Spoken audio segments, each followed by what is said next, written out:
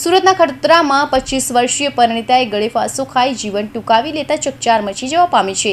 પરિણીતાના પિયર પક્ષના લોકોએ પરિણીતાના સાસુ, ફઈ અને કાકા કાકી સામે જાતિ વિષયક ટિપ્પણી કરી ટોર્ચર કરવામાં આવતો હોવાનો આક્ષેપ કરાયો છે।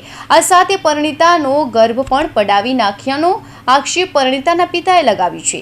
જો કે પરિણીતાના પિતાએ પોતાનો જમાઈ સારા હોવાનું અને દીકરાના પક્ષમાં હોવાનું પણ જણાવ્યું હતું। હાલ તો પરિણીતાના પિતાના આક્ષેપને પગલે ખડોદરા પોલીસે ગુનો નોંધી તપાસ હાથ ધરી છે। સુરતના ખડોદરા વિસ્તારમાં ગજાનંદ શેરી અંબાનગર 2માં રહેતા 25 વર્ષીય રીના ઉર્ફ તુલસી ધવલ જરીવાલાએ ગઈકાલે બપોરે 12 વાગ્યાની આસપાસ અગમ્ય કારણોસર અચાનક જ જીવન ટૂંકાવી લીધું હતું। ઘરના રૂમમાં ગળે ફાંસો ખાઈ જીવન ટૂંકાવી લેતા ચકચાર મચી ગઈ હતી। ઘટનાની પગલે પોલીસને જાણ કરવામાં આવી હતી, જેથી ખડોદરા પોલીસ ઘટનાસ્થળે પહોંચીને લાશને પીએમ અર્થે ખસેડી તપાસ હાથ ધરી છે। 25 વર્ષીય પરિણીતાએ કયા કારણોસર આપઘાત કર્યો તે દિશામાં પોલીસે તપાસ હાથ ધરી હતી।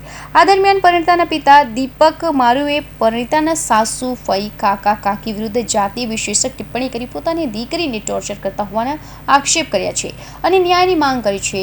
આ અંગે પરિણીતાના પિતા દીપક મારુએ જણાવ્યું હતું કે મારી દીકરી રીના ઉર્ફ તુલસી ધવલ જરીવાલાએ ગઈકાલે બપોરે 12 વાગ્યાની આસપાસ આપઘાત કરી લીધો હતો।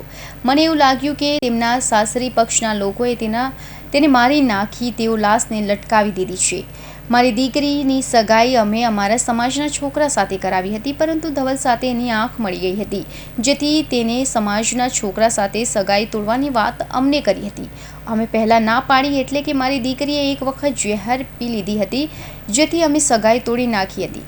મને એવું થયું કે કોઈ કાલે ઉઠીને વધારે મોટું બીજું પગલું ભરે એના કરતાં એનું જ્યાં મન છે ત્યાં આપણે એને પરણાવી દઈએ, જેથી મેં મારી દીકરીને ગમતો હતો એ છોકરો એટલે ધવલને મળવા બોલાવ્યો।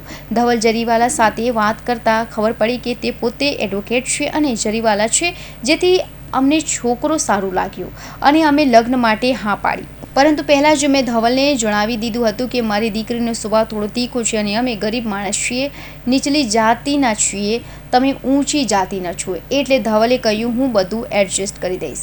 મારી દીકરી છે રીના ઉર્ફે તુલસી ધવલભાઈ જરીવાલા, એને આ લોકો આખા ઘરે એની 2 ફોઈ અને 2 કાકા, એની સાસ, પછી મારા જમાઈનો ભાઈ નાનો, એના પપ્પા, એ લોકોએ ત્રાસ આપીને નીચલી જાતિમાં ઢેડી કહીને ત્રાસ આપતા હતા વારે ઘડીએ। હું હિન્દુ મેઘવાળ છું અને સામેવાળા જરીવાળા છે, તો લવ મેરેજ છે એ લોકોના। એ છોકરા માટે મારી છોકરીએ જ્યાં અમારી સમાજમાં સગાઈ કરી હતી એ સગાઈ પણ એ તોડી નાખાવી। મારા કાન પર વાત આવી। હું 14 વર્ષથી જેલમાં છું મર્ડરના કેસમાં। હું અત્યારે પેરોલ પર આવ્યો છું। હું પેટ્રોલ પર અગાઉ આવ્યો હતો ત્યારે મને વાત મળી કે મારી છોકરીનો અફેર બીજી જગ્યાએ ચાલે છે, તો એ સગાઈ તોડવા માટે આગળ બી એક દવા પી ગયેલી। તો મને એમ થયું કે કદાચ આજે નાનું પગલું ભરવું જોઈએ, કાલ ઉઠીને મોટું પગલું ભરે તો અમારી સમાજમાંથી મેં એની સગાઈ તોડાવી નાખીને આ છોકરા સાથે લવ મેરેજ કરાયા, કોર્ટ મેરેજ કરાયા। પછી SMCની અંદર જે ફોર્મ બહાર પડેલા સમૂહ લગ્નમાં, એમાં ગયા વર્ષે સમૂહ લગ્ન કરાયા એના।